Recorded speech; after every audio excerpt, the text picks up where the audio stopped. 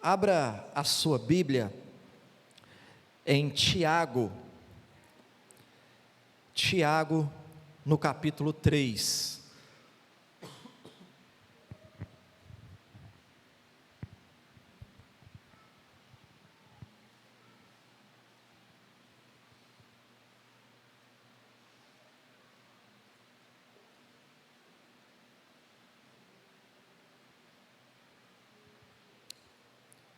Tiago, capítulo 3. Eu farei a leitura do versículo 1 até o versículo 12, e eu peço que os irmãos estejam acompanhando atentamente a leitura da palavra de Deus, e é muito importante que você permaneça com a sua Bíblia aberta até o final da exposição da palavra de Deus. Você que está em casa acompanhando a nossa live, abra também a sua Bíblia e acompanhe daí a exposição. Diz assim o texto sagrado, Tiago 3, verso 1 ao 12. Meus irmãos, não vos torneis muitos de vós mestres, sabendo que havemos de receber maior juízo, porque todos tropeçamos em muitas coisas. Se alguém não tropeça no falar, é perfeito varão, capaz de refrear também todo o corpo. Ora, se pomos freio na boca dos cavalos, para nos obedecerem, também lhes dirigimos o corpo inteiro. Observai igualmente os navios, que sendo tão grandes e batidos de rijos ventos, por um pequeníssimo leme são dirigidos, para onde queira o impulso do timoneiro. Assim também a língua, pequeno órgão, se gaba de grandes coisas. Vede como uma fagulha põe em brasas tão grande selva. Ora, a língua é fogo, é mundo de iniquidade. A língua está situada entre os membros do nosso corpo e contamina o corpo inteiro, e não só põe em chamas toda a carreira da existência humana, como também é posta ela mesma em chamas pelo inferno. Pois toda espécie de feras, de aves, de répteis e de seres marinhos se doma e tem sido domada pelo gênero humano. A língua, porém, nenhum dos homens é capaz de domar. É mal incontido, carregado de veneno mortífero. Com ela bendizemos ao Senhor e Pai, também com ela amaldiçoamos os homens feitos à semelhança de Deus. De uma só boca procede bênção e maldição. Meus irmãos, não é conveniente que essas coisas sejam assim. Acaso pode a fonte jorrar do mesmo lugar o que é doce e o que é amargoso? Acaso, meus irmãos, pode a figueira produzir azeitonas, ou a videira figos? Tampouco fonte de água salgada pode dar água doce. Feche seus olhos mais uma vez. Pai amado, nós queremos clamar ao Senhor nessa hora, Pai, porque a nossa única esperança é que o Senhor fale conosco. Seja bondoso, misericordioso para conosco nessa noite, Pai. Abra os céus e fale ao nosso coração. Se o Senhor não agir através do Teu Espírito, de nada adiantará o esforço do pregador em expor esse texto com fidelidade, Pai. Nós dependemos da ação do Teu Espírito em nós, no nosso coração, na nossa mente, trazendo iluminação, entendimento e produzindo mudança de vida conforme o Teu querer e os Teus propósitos. Oramos assim, Pai, em nome de Jesus. Amém e amém. Meu amado irmão, deixa eu dizer algo para você. A língua é terrível. A língua é a pior coisa do mundo. Com a língua você pode amaldiçoar, com a língua você pode destruir. Isso é um fato. Isso é uma verdade. Agora eu quero fazer outra afirmação sobre a língua. Meu amado irmão, a língua é maravilhosa. Com a língua você pode abençoar, com a língua você pode edificar. A língua é a melhor coisa do mundo. São duas verdades, e que aparentemente elas se contradizem, mas não, porque de fato, a língua pode ser a pior coisa do mundo, produzindo maldição e destruição, e a mesma língua também pode ser a melhor coisa do mundo, produzindo bênção e edificação. Tudo vai depender da forma como você utiliza a sua língua. É por isso, meus amados irmãos, que nós precisamos ter muito cuidado com a língua. É sobre isso que nós vamos falar, é sobre isso que o apóstolo Tiago trata nesses versos que nós acabamos de ler. Cuidado com a língua. Veja comigo o versículo 2. Porque todos tropeçamos em muitas coisas. Se alguém não tropeça no falar, é perfeito varão, capaz de refrear também todo o corpo. Quero chamar a sua atenção para a empatia do apóstolo Tiago. Ele fala aqui como um pastor cuidadoso, e essa carta, meus irmãos, é uma carta dura. Nós já estudamos essa carta aqui nos nossos estudos de quinta-feira, e esse texto é um texto muito duro. Todavia, o apóstolo Tiago, ele fala com muito cuidado, é cuidado pastoral. Perceba que ele não se coloca em uma posição superior por causa da sua função de mestre, de pastor, de apóstolo, mas ele se identifica com os seus leitores quando ele diz assim: porque todos nós tropeçamos em muitas coisas. Ele não diz vocês tropeçam, não, ele se inclui, todos nós tropeçamos. O pastor está sujeito às mesmas quedas, aos mesmos tropeços. Todos nós tropeçamos em muitas coisas. Todos, exceto Cristo Jesus, todos são pecadores e tropeçam em muitas coisas. Mas veja, dentre essas muitas coisas que todos nós tropeçamos, Tiago ele destaca uma delas. Ele diz: se alguém não tropeça no falar. Ele destaca aqui o tropeçar no falar. O que é isso? O que é tropeçar no falar? Significa transgredir as leis de Deus através de quê, irmãos? Da palavra. Tropeçar no falar é pecar pelas palavras, é transgredir a lei de Deus através das palavras. São os chamados pecados da língua.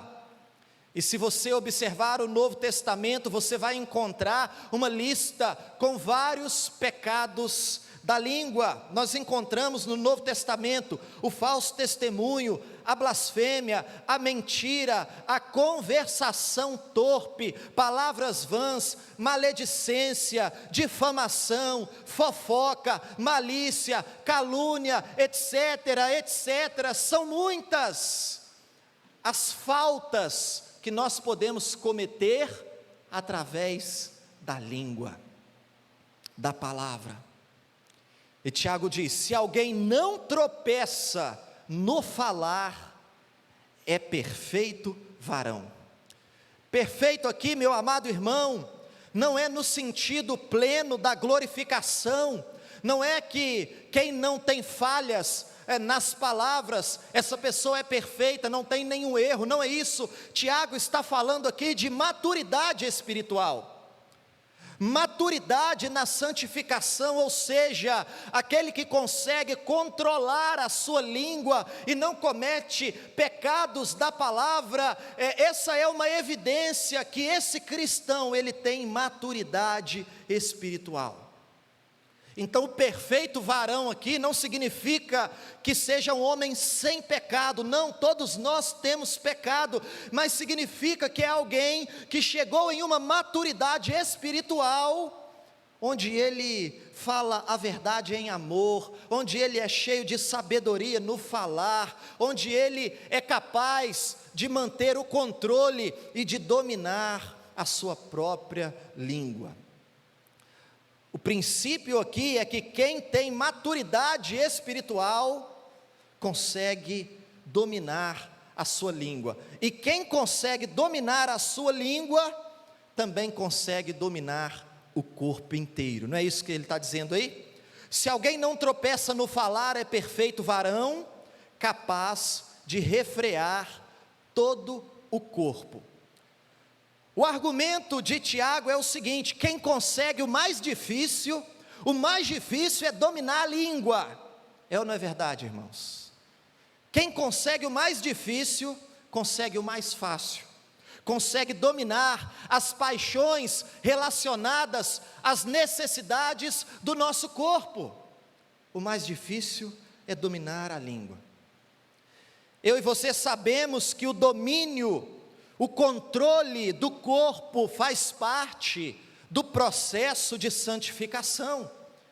Nós temos muitas necessidades e vontades, mas a gente não pode fazer tudo aquilo que a gente tem vontade. Eu preciso dominar os impulsos do meu coração. E Tiago mostra aqui que o domínio da língua é a chave no processo do domínio próprio. Se você conseguir dominar a língua, que é o mais difícil, você vai ter facilidade de dominar todo o corpo. Se você deseja dominar as suas necessidades, paixões, emoções, comece pela língua, porque Tiago diz que quem domina a língua, domina o corpo inteiro. E agora, meu amado irmão, no versículo 3 e no versículo 4, Tiago vai ilustrar a sua tese. Qual é a tese de Tiago? Qual é o ponto que Tiago está levantando aqui? É o seguinte: quem controla a língua, controla o corpo todo. E Tiago vai trazer uma ilustração sobre o que ele está dizendo. A primeira ilustração que Tiago nos apresenta aqui é o freio que é usado para controlar os cavalos. Olha comigo o versículo 3. Ora, se pomos freio na boca dos cavalos para nos obedecerem, também lhes dirigiremos o corpo inteiro. Tiago está dizendo aqui que para termos a obediência de um animal poderoso e forte como o cavalo, basta que tenhamos o controle da sua boca. Quem controla a boca do cavalo através do freio, controla também o seu corpo, consegue dirigir o seu corpo inteiro. E a palavra dirigir aqui significa literalmente mudar de direção. Quem aqui já andou a cavalo, irmãos? Você puxa para cá, o que o cavalo faz? Vai para cá. Você puxa para lá as rédeas, ele vai para lá, não é verdade? Tem umas mulas empacadas, que precisa dar uma varada também, cutucar no vazio do bicho. Mas via de regra, se for um cavalo amansado, botou o freio na boca, controlou a boca, você controla a direção do cavalo. É isso que Tiago está nos ensinando. Se você dominar a sua língua, você vai dominar a sua vida, haverá domínio próprio na sua vida. E ele continua ilustrando a sua tese, a tese que ele está defendendo. Veja o versículo 4. Observai igualmente os navios, que sendo tão grandes e batidos de rijos ventos, por um pequeníssimo leme, são dirigidos para onde queira o impulso do timoneiro. Perceba,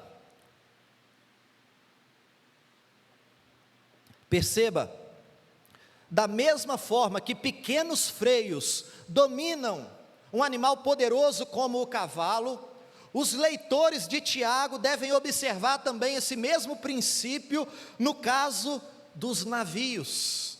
Apesar de serem grandes, é um pequeno leme que determina a sua direção. A ideia aqui, meu amado, é de um grande navio que muitas vezes ele é batido por ventos fortes que sopram sobre esse navio, mas aquele que tem o controle do leme do navio consegue colocar esse navio na direção que ele desejar. Quem controla o leme, controla todo o navio. Quem controla a língua, controla todo o corpo. É esse o ponto que o apóstolo Tiago está defendendo aqui. Tiago está mostrando que se nós não controlamos a nossa língua, nós seremos como um grande navio desgovernado, sem leme, e nós arrebentaremos não somente a nossa vida, mas arrebentaremos também a vida das pessoas que estão ao nosso redor, porque a língua tem poder para direcionar tanto para o bem quanto para o mal. E um cavalo sem freio é um cavalo desgovernado. Você já viu um cavalo desgovernado? Meu irmão está ali atrás, sentado ali. A gente era criança, saímos nós dois na calçada da nossa casa. De repente, vem um cavalo desgovernado, irmãos. O cavalo veio na calçada e a gente começou a correr. E correr, o cavalo estava sem direção. E a gente correndo, eu era maior, mais velho, consegui pegar uma distância maior, e eu olhava para trás, o cavalo babando já na nuca do meu irmão. Falei, vai matar o meu irmão. E eu me lembro que eu cheguei na frente da minha casa, entrei no portão, falei, o cavalo vai passar direto, mas eu tenho que salvar a vida do meu irmão. Fiquei olhando que o meu irmão passou, puxei, o cavalo passou. O cavalo desgovernado, irmãos, ele sai arrebentando, não tem direção, tudo pela frente. Um navio sem leme é um navio desgovernado. Se o vento sopra, joga ele para uma praia, ele sai arrebentando tudo que tiver pela frente. Assim é um homem, uma mulher que não controla a sua língua, destrói a sua vida e a vida das pessoas que estão ao seu redor. Depois de ilustrar a sua tese, o apóstolo Tiago, ele começa a falar sobre o poder destrutivo da língua. Poder destrutivo da língua. Veja comigo o versículo 5. Assim também a língua, pequeno órgão, se gaba de grandes coisas. Vede como uma fagulha põe em brasas tão grande selva. Perceba que Tiago está explorando aqui o contraste que há entre o pequeno tamanho da língua e o grande estrago que a língua pode causar. E ele diz algo interessante aqui: vede como uma fagulha põe em brasas grandes selvas. Via de regra, meus amados irmãos, um grande incêndio, um incêndio que destrói uma floresta, ele começa com uma pequena fagulha. É a ponta de um cigarro que alguém jogou, é uma fogueira que alguém não apagou muito bem, o vento bateu, e dessa pequena fagulha há um grande incêndio. Permita-me contar um outro testemunho da minha infância, talvez chegando aí na pré-adolescência. Lá no interior de Minas Gerais, a casa da minha avó era muito grande, o quintal muito grande, e era bom demais brincar de pique ali, muitas frutas, etc., muito mato. E um dia os primos reunidos, uma tia me deu uma função, me deu um serviço. Tinha uma cerca que separava o quintal da minha avó para o quintal do vizinho. Era um quintal mais comprido do que esse templo aqui. E tinha muito mato seco naquela cerca, ia dar um trabalho. Quando eu vi que o mato estava seco, eu tive uma ideia brilhante. Eu falei, eu vou colocar um fogo aqui, eu vou resolver esse problema, vou ficar livre para brincar com o pessoal. Irmãos, peguei o fósforo, caminhei na direção daquele mato, e eu pensei, vai ser simples, eu vou colocar o fogo, e eu vou ficar controlando, vou deixando, ele vai manter só aqui na seca, se ele passar para cá, eu não vou deixar, eu vou controlar o fogo.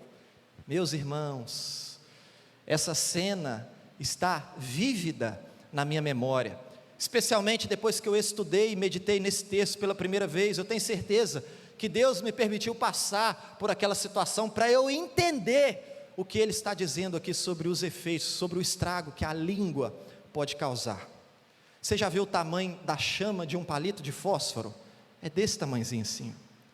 Foi só um palito, irmãos, que eu usei, em uma folhinha seca, e o fogo começou a se espalhar, espalhar, espalhar, e eu fui vendo, eu comecei a pensar, eu acho que vai dar errado, e foi chegando, daqui a pouco eu falei, eu tenho certeza que vai dar errado, comecei a ficar desesperado, eu não conseguia controlar o fogo, e eu chamei os primos, e juntou todo mundo, e eu arranquei um galho de um pé de jabuticaba com folhas verdes, e eu comecei a bater, mas o fogo vinha lambendo tudo pela frente. Eu desisti de salvar o quintal da minha avó, falei, eu vou salvar o quintal do vizinho, porque o fogo já estava invadindo o quintal do vizinho, mas não teve condições, lambeu o quintal do vizinho todo, e foi para o quintal do terceiro vizinho, só não foi para o quintal do quarto vizinho, porque tinha um muro muito alto, e o fogo não passou, mas no quintal do terceiro vizinho, tinha uma moita de bananeira, irmãos. Quem sabe como é que é bananeira? Aquelas folhas secas que caem, aquilo virou uma fogueira gigante, aquela fumaça subindo, e eu insisti, teve uma hora, que a única coisa que eu podia fazer, é sentar e chorar. É impossível controlar, não tem como controlar, uma chama, uma pequena fagulha, não tem como controlar. Lá tinha um pé de jabuticaba na casa da minha avó, e o pé de jabuticaba foi tomado, foi consumido pelo fogo, e eu olhei aquilo e falei, é a sarça ardente. Só que a sarça pegou fogo e não se consumiu, o pé de jabuticaba foi consumido pelo fogo, e aquilo foi terrível. Só fiquei ali torcendo para o fogo acabar, para não pegar numa casa e não destruir a casa de alguém. Eu falei, esse negócio, essa brincadeira vai dar até polícia, mas graças a Deus, ninguém se feriu e o fogo se apagou. Meu amado, todo grande incêndio começa com uma pequena fagulha, toda confusão começa com uma pequena palavra maldita, uma pequena palavra que não era para você proferir, produz uma confusão que você não consegue controlar. A palavra, meu amado irmão, pode dividir reinos. Uma palavra pode dividir uma igreja, uma palavra pode destruir a reputação de alguém, uma palavra pode destruir uma família, uma palavra pode destruir relacionamentos. Tiago está dizendo para nós, a língua é pequena, mas o estrago que ela pode causar é grande demais. É por isso que a exortação dele é essa: cuidado com a língua. Muito cuidado com a língua. E essa comparação entre a língua e o fogo, ele leva mais adiante. Ele continua no versículo 6, dizendo que a língua é fogo. Veja o versículo 6. Ora, a língua é fogo, é mundo de iniquidade. A língua está situada entre os membros do nosso corpo e contamina o corpo inteiro, e não só põe em chamas toda a carreira da existência humana, como também é posta ela mesma em chamas pelo inferno. Então perceba, aqui Tiago estabelece a similaridade entre a língua e o fogo, no que diz respeito ao seu poder de destruição. A língua destrói assim como o fogo destrói. Provérbios capítulo 16, versículo 17, diz assim: o homem depravado cava o mal, e nos seus lábios há como que fogo ardente. Nos lábios do homem depravado tem fogo ardente, isto é, tem palavras que destroem. Meu amado irmão, a língua é fogo, ela é como o fogo em sua capacidade de destruir as coisas. Agora, o finalzinho do versículo 6, Tiago fala algo muito interessante. Ele diz assim: é posta ela mesma em chama pelo inferno. Ou seja, Tiago está mostrando aqui qual é o poder destruidor que está por trás da língua, e ele diz: é o inferno. E o inferno aqui não é o lugar onde os ímpios vão passar a eternidade, mas é uma referência às forças malignas e diabólicas. A origem desse fogo da língua que destrói as coisas é diabólica, é o próprio inferno, são as forças malignas do mal. É isso que Tiago está dizendo: a língua é posta em chamas pelo inferno. Agora veja, eu preciso abrir um parênteses aqui. Lembra lá de Atos 2, quando a profecia de Joel se cumpre do derramamento do Espírito no dia de Pentecostes? Desceu do céu o que, irmãos, nesse dia? Línguas de fogo.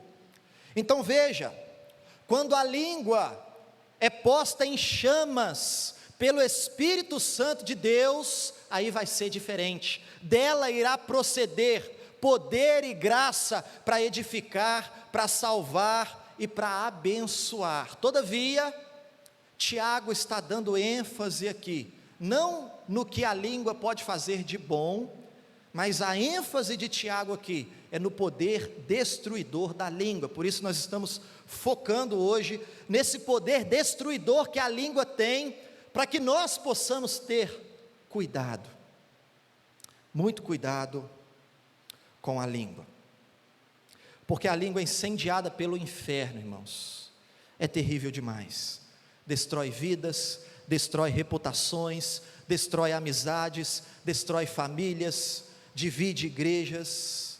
A língua incendiada pelo inferno é algo terrível demais. Agora volte seus olhos para o versículo 7 e 8.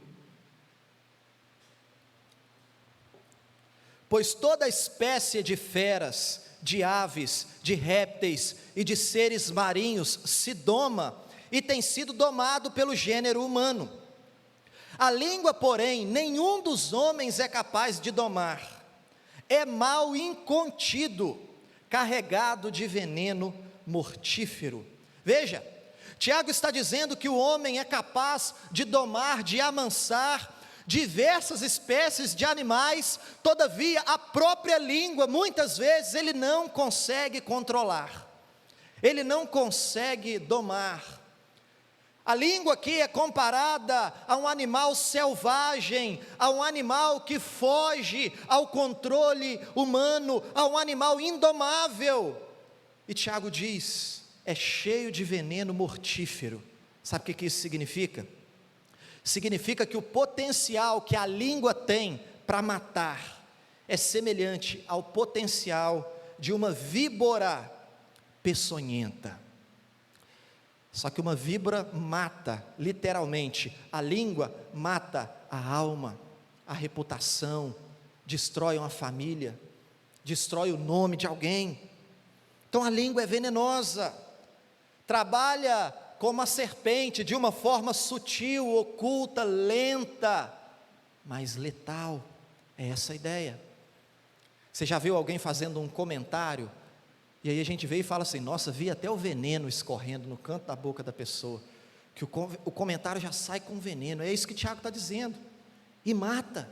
Ele está chamando a nossa atenção para a seriedade dessa questão. E se você perceber, Tiago aqui, ele parece muito pessimista com relação ao domínio da língua. Se você ler especialmente o versículo 7 e o versículo 8, você vai dizer o seguinte: então é impossível dominar a língua. Todavia, Um bom princípio hermenêutico, princípio de interpretação bíblica, é que um versículo precisa ser interpretado à luz do todo, e quando nós olhamos para toda a Escritura, nós chegamos à conclusão que sim, o homem pode dominar a própria língua, porque o fruto do Espírito é o domínio próprio. Um homem cheio do Espírito Santo de Deus, pode sim controlar a sua língua, e usar a sua língua para abençoar e edificar. Eu duvido que alguém sem o Espírito Santo de Deus consiga domar a própria língua. Tiago vai falar sobre o uso adequado das palavras, mas aqui ele está sendo muito radical.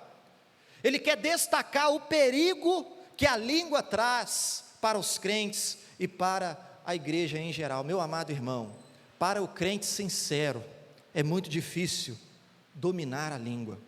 Por isso que Tiago fala, quem consegue dominar a língua, é porque tem uma maturidade espiritual já mais desenvolvida. Se você consegue dominar a língua, você consegue dominar todo o corpo. É varão perfeito, tem maturidade espiritual.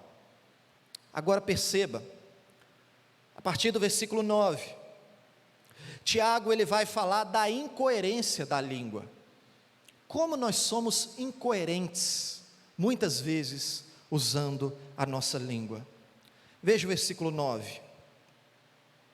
Com ela, bendizemos ao Senhor e Pai, também com ela, amaldiçoamos os homens, feitos à semelhança de Deus. Meu amado irmão, é com a língua que nós bendizemos a Deus. Isso significa falar bem de Deus, elogiar, louvar. E Tiago está levantando aqui um ponto interessante. Ele está chamando a nossa atenção para o fato de que com a mesma língua que nós adoramos a Deus, nós amaldiçoamos os homens. E amaldiçoar é maldizer, é falar mal, é desejar mal a alguém. E Tiago diz de uma forma muito clara: amaldiçoamos os homens feitos à semelhança de Deus. E aqui está a incoerência da nossa parte, quando nós usamos a língua dessa maneira. Ela bendiz a Deus e amaldiçoa o homem, criado à semelhança de Deus. Veja o versículo 10. De uma só boca procede bênção e maldição. Meus irmãos, não é conveniente que essas coisas sejam assim.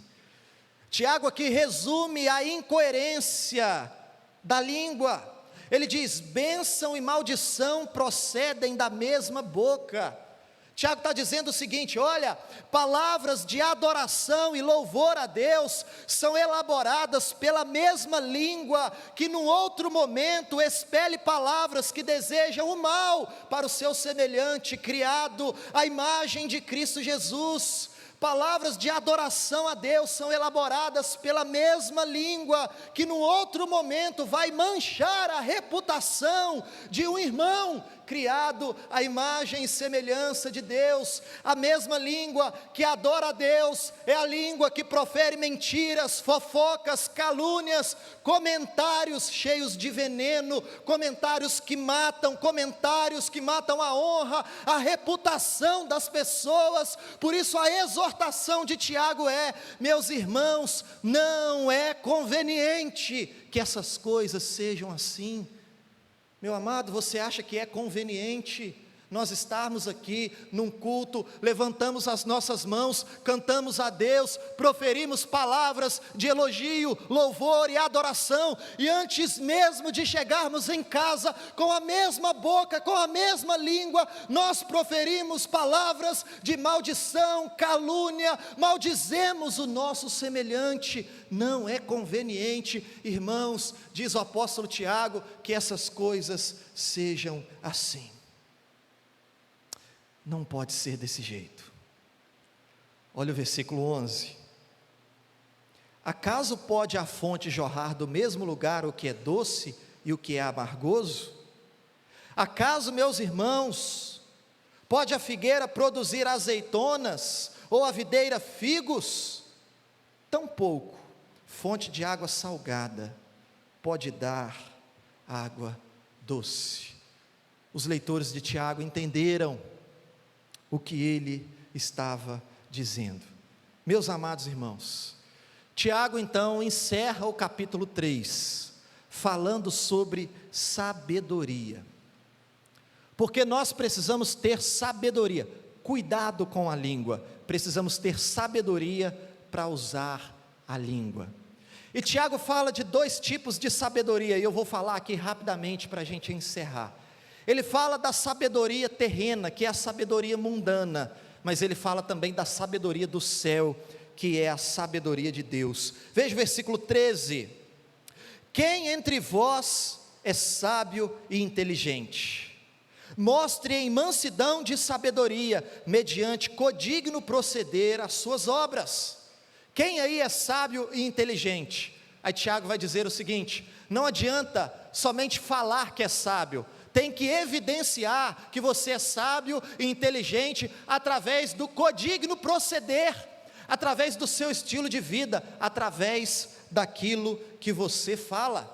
Agora veja o versículo 14: se pelo contrário tendes em vosso coração inveja amargurada e sentimento faccioso, nem vos glorieis disso, nem mintais contra a verdade. Ele cita aqui 2 sentimentos: inveja e espírito faccioso. O que é espírito faccioso, irmãos?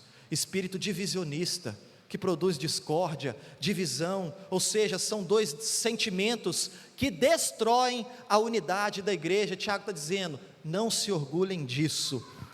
E aí ele diz no versículo 15, essa não é a sabedoria que desce lá do alto, antes é terrena, animal e demoníaca. Versículo 16, pois onde há inveja e sentimento faccioso, aí há confusão e toda espécie de coisas ruins. É por isso que o apóstolo Paulo diz que a sabedoria terrena é demoníaca, porque onde há inveja, espírito de divisão, tem confusão e todo tipo de coisas ruins. E finalmente, ele fala sobre a sabedoria que vem lá do alto, que é a sabedoria que deve governar a nossa vida. É com essa sabedoria que nós precisamos usar a nossa língua. Versículo 17, a sabedoria, porém, lá do alto, é primeiramente pura, depois pacífica, indulgente, tratável, plena de misericórdia e de bons frutos, imparcial e sem fingimento. Perceba, em contraste com a sabedoria terrena, que causa confusão, divisão, inveja, discórdia, Tiago apresenta a sabedoria verdadeira, a sabedoria que vem do alto, que deve marcar o nosso comportamento e as nossas palavras. E ele diz, primeiramente, ela é pura, ou seja, uma pessoa sábia tem pureza no seu proceder. A ideia aqui é de pureza moral, tem pureza no seu proceder e no seu falar. E ele diz mais, ela é pacífica, em contraste com as rixas, com as brigas, com as divisões produzidas pela sabedoria terrena. A sabedoria que vem do alto, a sabedoria de Deus, promove a paz. O homem sábio, ele é um agente da reconciliação. Ao invés de produzir divisão e discórdia, ele promove a paz. Ele promove onde ele está a reconciliação. Tiago diz mais, ela é indulgente, ou seja, amável, é alguém que está disposto a tolerar, a ceder, é alguém gentil, é alguém que está disposto a dar o braço, a torcer. E Tiago diz mais, ela é tratável, ou seja, tratável é a pessoa que está aberta ao diálogo, é a pessoa que está aberta às mudanças, é a pessoa que reconhece que não é dona da verdade, é a pessoa que reconhece que não é perfeita, que está aqui sendo moldado pelo Espírito Santo de Deus, reconhece os seus defeitos, reconhece que tem muito o que aprender, e quando percebe algo que precisa ser mudado na sua vida, ela está disposta a mudar. Quem tem essa sabedoria do alto é tratável, sabe que precisa mudar, que precisa melhorar. Plena de misericórdia e de bons frutos, é alguém misericordioso, é alguém que tem que tem a consciência de que se não fosse a misericórdia de Deus, não estava aqui, e porque depende da misericórdia de Deus, também é misericordioso para com seu semelhante, e bons frutos, ou seja, é alguém que produz frutos para a obra do Evangelho, é alguém que produz frutos para a glória de Deus. Tiago diz mais, é imparcial, alguém que não faz distinção de pessoas, e ele diz, sem fingimento, ou seja, sem hipocrisia. Alguém que tem a sabedoria do alto, é alguém que vive com sinceridade e com verdade. Meu amado irmão, é com essa sabedoria do alto, que nós devemos usar a nossa língua, amém? Com essa sabedoria do alto que devemos usar a nossa língua para o crescimento da igreja, para a unidade da igreja e para o louvor de Cristo Jesus, o nosso Senhor. Que Deus derrame sobre nós essa sabedoria que vem do alto, a sabedoria de Deus. Eu quero encerrar com uma oração, mas antes eu quero citar um versículo. Salmo 141, não precisa abrir a sua Bíblia, no versículo 3. O salmista, presta bastante atenção no que eu vou te dizer. O salmista, ele sabia que sozinho ele não podia refrear a sua língua, portanto ele pede ajuda a Deus, e ele diz assim: põe guarda, Senhor, a minha boca, vigia a porta dos meus lábios. Põe guarda, Senhor, a minha boca, vigia a porta dos meus lábios. Quero fazer essa oração nessa noite, meus amados irmãos, diante de tudo que o apóstolo Tiago nos orientou aqui. Eu quero fazer essa oração para a minha vida. Põe guarda, Senhor, na minha boca, vigia a porta dos meus lábios, porque sozinho eu não consigo usar a língua com sabedoria, sozinho eu não consigo refrear a minha língua, portanto, põe guarda, Senhor, na minha boca, vigia a porta dos meus lábios. Quero fazer essa oração pela sua vida também, meu irmão. Você precisa dessa oração, amém? Ou não? Então vamos orar juntos. É esse o sentido da oração: põe guarda, Senhor, na minha boca, para que Deus não permita que palavras erradas produzam destruição, divisão em nosso meio, estraguem a unidade, o bom andamento, a harmonia da nossa igreja. Vamos clamar ao Senhor para que Ele nos ajude. Põe guarda, Senhor, a minha boca, vigia a porta dos meus lábios. Feche seus olhos e vamos clamar ao Senhor nessa hora. Pai amado, nós, em primeiro lugar, queremos expressar a nossa gratidão a Ti pela Tua palavra, Pai. A Tua palavra, ela nos traz conforto, consolo, mas a Tua palavra também confronta a nossa vida e nos chama ao arrependimento e à mudança, e nós Te louvamos por isso, Pai, porque nós queremos que o nosso caráter seja moldado à imagem de Cristo Jesus. Por isso eu quero clamar ao Senhor nessa noite, Pai, para que o Senhor derrame sobre a minha vida e sobre a vida dos meus irmãos, derrame o Teu Santo Espírito, Pai, e coloca um guarda na minha boca e na boca dos meus irmãos. Vigia, ó Deus, a porta dos nossos lábios, capacita-nos, ó Deus, pelo poder do Teu Santo Espírito, para que da minha boca e da boca dos meus irmãos saiam somente palavras para edificação, para construção, para salvação, para abençoar essa igreja, os nossos vizinhos, essa cidade, abençoar essa nação. Ó Deus, em nome de Jesus, que o fogo que esteja na minha língua e na língua dos meus irmãos seja o fogo do Pentecostes, o fogo do Teu Santo Espírito, ó Pai, para que o Teu nome e o Teu Evangelho seja proclamado com intrepidez, ousadia e coragem, e que a partir da pregação do Evangelho e palavras de vida, possamos ver, ó Pai, os frutos frutos nessa igreja, nessa cidade, nessa nação, para o louvor e a glória do teu santo nome, Pai.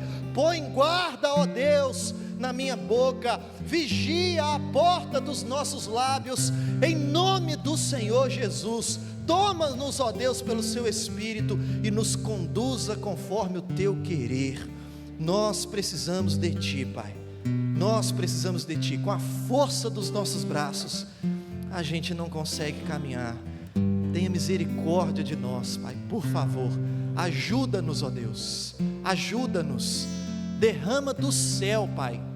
Quero clamar ao Senhor para que o Senhor derrame essa sabedoria do alto, que tenhamos essa sabedoria, Pai, que essa sabedoria possa influenciar a nossa vida, a nossa conduta, as nossas ações e as nossas palavras, Pai, para o bem da tua igreja, para o bem do teu povo e para a glória, o louvor e a exaltação do nome de Cristo Jesus, o nosso Senhor e Redentor.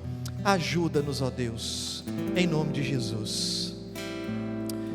Meus amados e queridos irmãos, que a graça maravilhosa do Senhor Jesus, que o amor incondicional de Deus o Pai, que a sabedoria e as doces consolações e o poder do Espírito Santo de Deus repouse sobre as nossas vidas, não somente hoje, mas todos os dias, até a volta gloriosa e triunfal do Senhor Jesus, o Senhor nosso, Senhor da igreja. Amém.